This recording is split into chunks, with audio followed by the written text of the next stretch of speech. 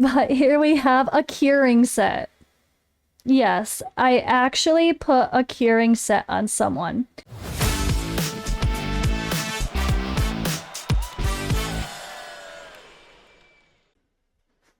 Hey everyone, Ivy League Gaming here, and today we're playing Raid Shadow Legends, and, well, I guess I'll call this Season 1, Episode 2 of my 10 pull challenge. So, the last episode, if you did not see it regarding the 10 pull challenge, be sure to watch that first, because that's the one where I explain what I'm doing, and I pull my shards and see what's happening. We also did a random spinner of a wheel for all of the new champions that are currently on this part of the test server.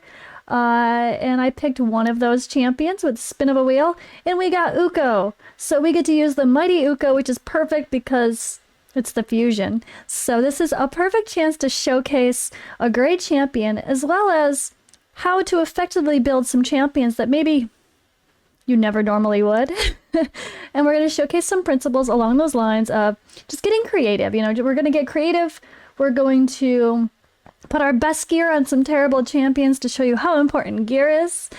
And we're going to try to do some dungeons. So first up today, we are doing a dragon. Now, my goal of this series was to just do all of the level 20 dungeons with my rares here, and probably Mighty Uko as part of the teams as well. So what I'm going to do is I'm going to do some runs, and then we're going to show you some results. And spoiler alert, for sake of Dragon, I actually tested this before I recorded, and I can do stage 25 as well. So I'm going to show you guys both of those runs, and then we'll take a look at my builds and discuss.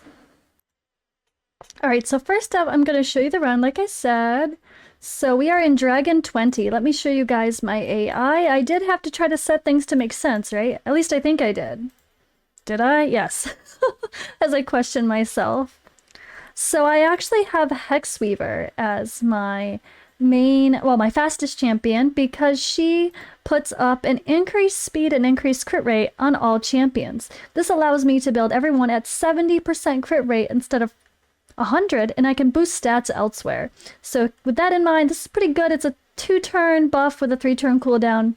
It's worth the stat change, I think. Let me actually move myself over. Let's see. Okay, then you guys can see my champions. So I actually didn't use everyone I thought I was going to, which was interesting. But she's our fastest champion. And then we lead into War Maiden. War Maiden is, of course, going to be our decreased defense champion.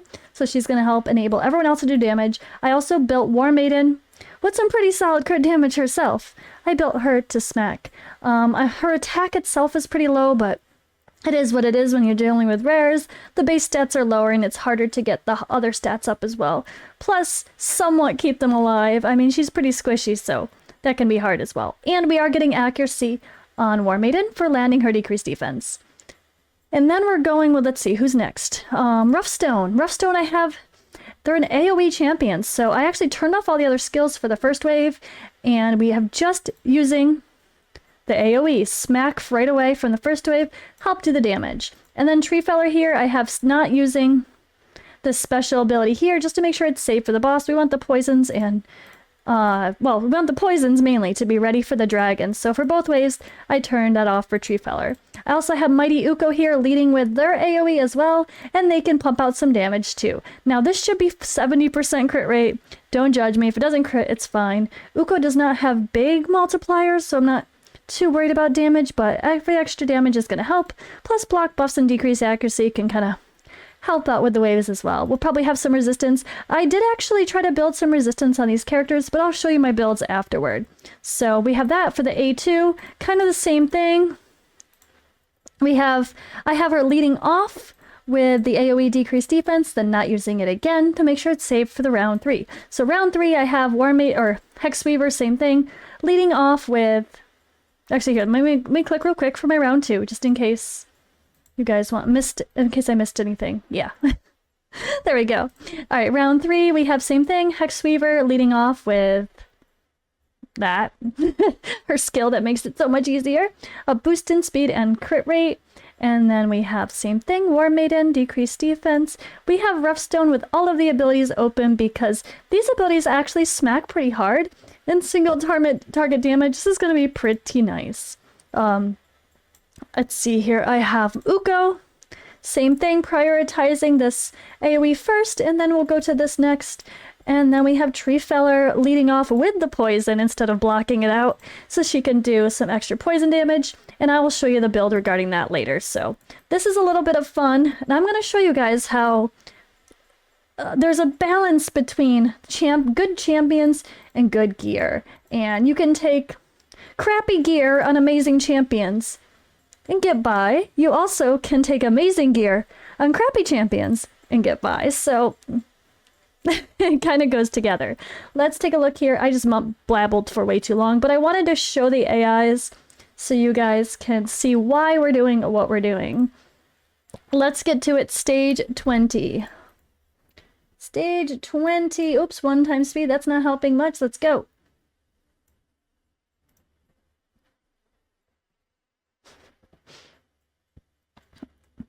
This doesn't take too long at all. And we're gonna do stage 25, guys. Spoiler alert, like I said. I had 100% planned to only worry about stage 20 for all of these because I wanted it to be something that's relatable and obtainable for most people. I wanted it to have a, you know, early game slash, I don't want to say free-to-play vibe because I really hate that term. It's not about if you spend or not, it's about what stage of the game are you in, and you can get there by spending or not. But that's another conversation. But as you can see, this isn't bad at all. There's no massive damage dealer in this team. There's no like insane nuker, you know? And we're kind of relying on some interesting characters to do our damage. Now, dragon poisons are king, right? Decreased defense, War Master procs. We do have masteries on everybody as well. But poisons are going to be a big part of the damage here. War Maiden has poisons on her A1. Hexweaver has it on the A2. Plus, I do have Hexweaver in a toxic set. They're the only one I have in a poison toxic set as well. I should probably note that. Boom, there's all those procs. Super nice damage here.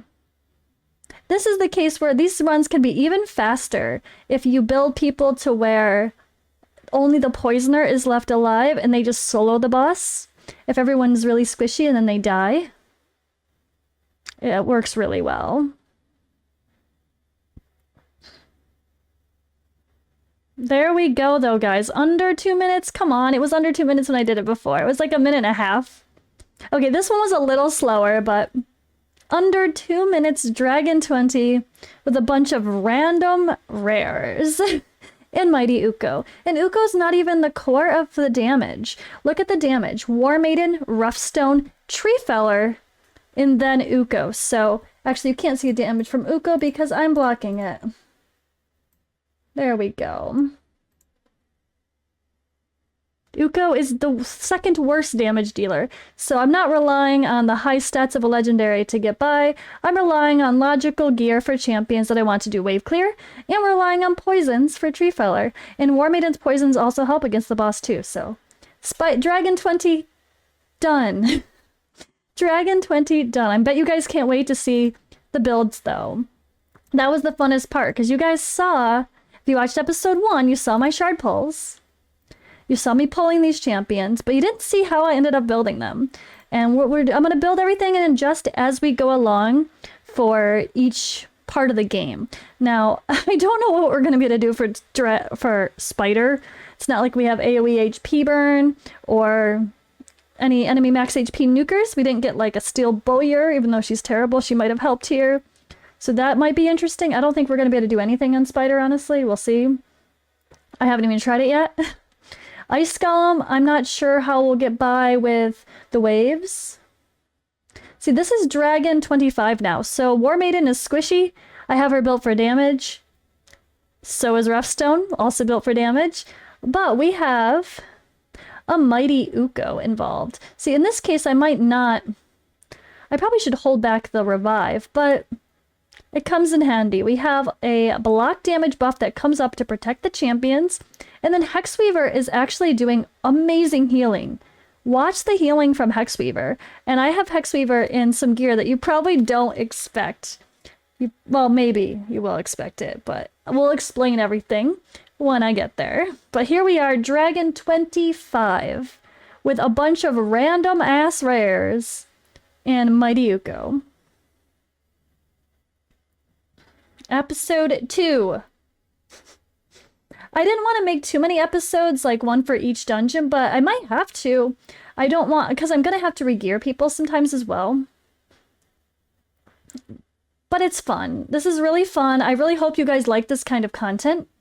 I hope it does well, and I hope I get some good feedback, because this is something I want to do for every single test server run. Like I mentioned in the first episode, I want to go ahead and every time I get test server access, I want to do a 10 pull challenge, pull another set of 10 pulls, do another spin of the wheel to use whatever new champions are out at the time and see what happens, right? Ooh, Hexweaver. She's so clutch with those heals after we revive from Uko. I love her. I built Hexweaver really tanky, so she's doing good. I'm proud of her. Poor War Maiden, though. This is slow, but successful. That's what matters, right? It's okay that War Maiden's dying a lot. I mean, it's not ideal. But the reality here is I'm trying to show that you can take better champions of the, like, these are, okay, so we got a decreased defense champion in War Maiden, but she's really squishy. So maybe instead you use someone who has some better survivability instead of her. Or you have a legendary, or even just an epic, honestly. They just have better stats that are easy to keep alive, but still do some damage. And we have squishy champions that are dying pretty frequently, but we can still get through this wave. And that's what's interesting. The waves take forever, right? The waves take forever. But this part isn't so bad. So the one thing that's tough for Dragon with this team is a lack of block debuffs and cleansing. You'll notice I don't have a block debuffs or a cleanser.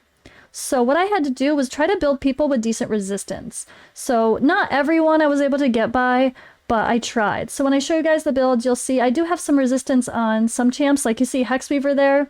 She's my healer. I wanted to make sure she resisted as much as possible, because she's the one who really needs to keep everyone alive. If she dies, I'm kind of screwed from all these poisons. And same thing with Uko. Mighty Uko, we really needed to keep him alive as well. He's the reviver after all. He dies, we're really screwed. But once these poisons start stacking up, it really is quite great.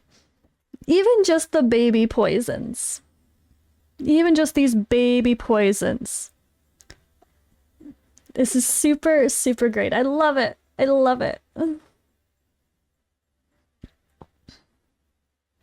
I cannot wait to try Ice Golem. So this is first up is Dragon, then I'll try Ice Golem, and then probably Fire Knight, then Spider. We'll see what happens. I'm not sure if I'll include multiple types of content in the same videos. There might be all separate videos, we'll see. But you'll have to let me know, guys, if it's too much to have all separate videos for each one, or if you're curious, if you like the format. Let me know what you think in the comments below. I'm hoping to do this every test server, so unless it's not well received, then it is what it is, right? Okay. Let's take a look at my builds now. This is awesome, right? I mean, it's slow, but it's Dragon 25 with a bunch of random ass rares and Mighty Uko. And Uko's not even that OP. It's just a good reviver. And you could probably get by with a similar strategy with people even lower level revivers, honestly. Or someone that's free, like Syl of the Drakes. Like you can and who provides crowd control as well, that there's no crowd control in this team. You guys see, that's a big struggle. So I have no block debuffs, no cleanse, and no crowd control. So if I want crowd control, I have to make my own crowd control by putting on like stun sets or something, right? That's the reality too. So let's take a look at the champions. I have Mighty Uko. Actually, let's go in order of speed. So who went first, right? Hexweaver was my speed champion here, and she's my healer. And she's wearing a dress that's way too short, but that's okay. She's got a cool outfit. I love her outfit. Looking good, Hexweaver. Looking good. But here we have a curing set. Yes, I actually put a curing set on someone.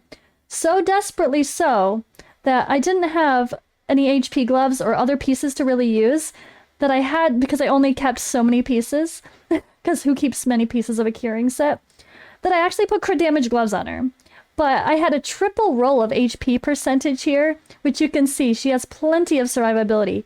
Even in Dragon 25, luckily she's the positive affinity for, so she gets a lot of weak hits against her, but she had no trouble staying alive with how I was able to build her HP. Of course, I was able to get an HP percentage chest on her at least, which I did save from a curing set here, and a speed boot with triple roll of HP percentage. We have a speed HP defense here, speed HP resistance. And then I was able to get refresh accessories on her, full set of refresh accessories. They're so good because then she has a chance to be able to proc a refresh of her cooldown, and then she can use her heal again. So if things are a little bit scary, like in Dragon 25, she can heal again. So I have her built with resistance again, so she doesn't get taken out by all those poisons coming at her from the dragon. We have a defense with resistance amulet. I wanted to get a good balance of HP and defense on her, and that. Then for masteries, I do have her down to timely intervention, so that way she has a chance to come back around and heal if people do start dying. Same thing here, decrease speed for each dead, or increase speed for each dead ally. I want her to have a chance to come back and help keep everyone alive. So there's that. And let's take a quick look at the stats overall. I was able to get her 5,700 or 57,000 HP, which actually is not that crazy, especially in talking Dragon 25, but was plenty for decent heals. 2,500 defense, 200 speed, only 42% crit rate, but I'm not really building her for damage. She accidentally got some crit damage.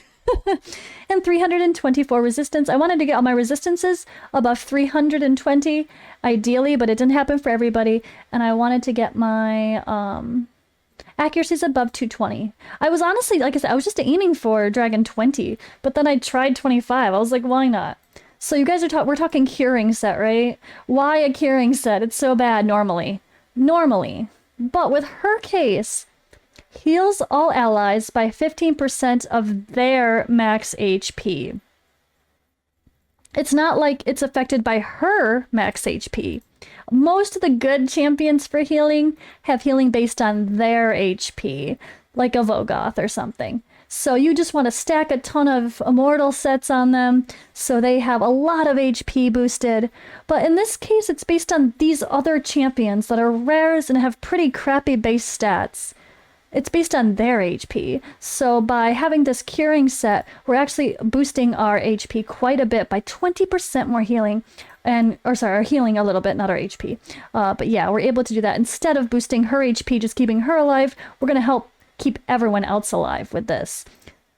Whew, I love it. All right, then we had Mighty Ukos. So I was really worried about all the big hits we're going to take and having some survivability from the start of the waves, especially when it gets to other content. So my first thought, because Mighty Uko here has the highest base HP of all of these champions, I think even more, yeah, more than her as well, she was my best candidate. I keep wanting to think she like Ugo.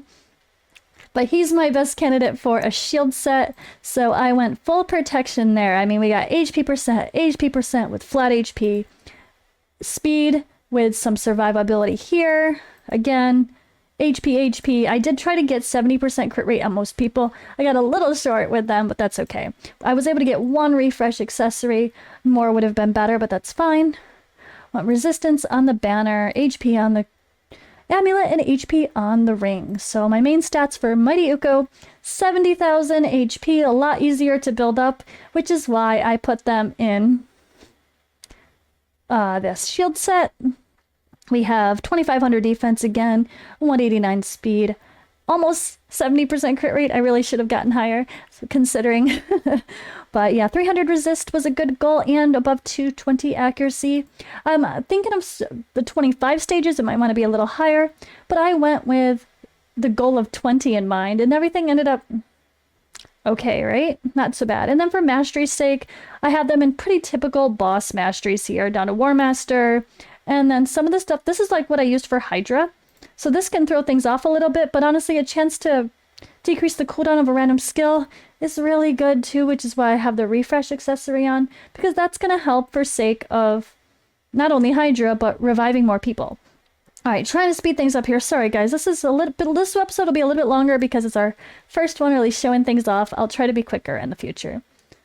So War Maiden. I have War Maiden built for damage. She is in a lethal set. Ignores 25% of defense and helps add crit rate, plus cruel, so extra defense ignored as well. Oh, I should probably note right here on Mighty Uko, I was able to get the Brimstone Blessing. Hey, so we got 20% chance of placing Smite. That can really help speed up runs if that lands. All right, War Maiden I had built for damage. She's attack based, so I have crit damage, attack, speed, and then we are looking for accuracy stats here. And I did not glyph everything, if you notice, guys. I didn't glyph everything. So there's a lot of room for improvement with this gear. By no means is everything super OP. It's all pretty obtainable stats. Crit damage, HP, with some attack. So we got a little bit of survivability because you saw how squishy she was. But we have only 3,500 HP. It's a little tough to keep her alive. Same thing with that defense. Whew, low defense.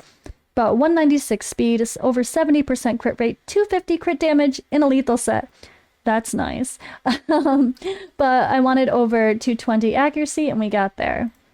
Masteries for her, I went damage. Pretty similar, kind of typical, I would say, Clan boss, dungeon boss masteries as well. And then we have Rough Stone coming in for more cleanup damage. Same thing with them. They don't need any accuracy for anything, so I actually went the defense tree over here and just more chances to proc them actually doing damage. They have an AoE A1, so that's really helpful. And these two abilities actually hit pretty decent, so against the boss, that's really nice. So I have them in a Savage set. Not gonna lie, I might have stole most of my Trenda's gear for this. But crit damage, attack, speed with crit rate, looking for that crit rate and crit damage on all the pieces, right? They are here to nuke. And then I also have a refresh accessory and revenge for a chance of counterattack additionally. So we've got 4,200 attack on this crappy rare. So funny. 70% crit rate, 270% crit damage. Whew. And then I didn't have to worry about resistance or accuracy with them. I just kind of let it be. And he hits decent for a rare. I mean, and he's someone who's really helpful to also put in a stun set because of the AoE A1, but I decided to go for damage and see if that helps better for wave clear and for time instead of crowd control. If you want to go the crowd control route, you'd probably want to go down a different tree and get Fearsome Presence. You'd want to go down the defense tree for that tier 6. But honestly, I kind of wanted to go for the damage because I knew this can actually hit pretty hard and then takes an extra turn. So I kind of wanted to take advantage of these for hitting the boss a little bit harder. Or for cleanup. And then, let's see, that's 1, 2, Hexweaver. And then we just have Tree Feller, right? So Tree Feller I used for Dragon for sake of the poisons here that we already had. The bombs didn't hurt, they're not great, but it's damage. But poisons made sense here. It's a 2-hitter. And so I also put them in a Toxic set. So Tree Feller is in Toxic. I did go to War Master Masteries again and focused on some accuracy-based masteries as well. So nothing crazy on the Tree Feller, just the right speed, some survivability. I did not focus attack or crit rate on this character. I just wanted them to be in good toxic gear and of course accuracy to land the debuffs that it places as well. So yeah, there's my team at Dragon 25 done. Hope you guys like this video and this content. I'm gonna have fun trying out for the other bosses and such. So stay tuned for more. But for now, I'll see you guys in the next video.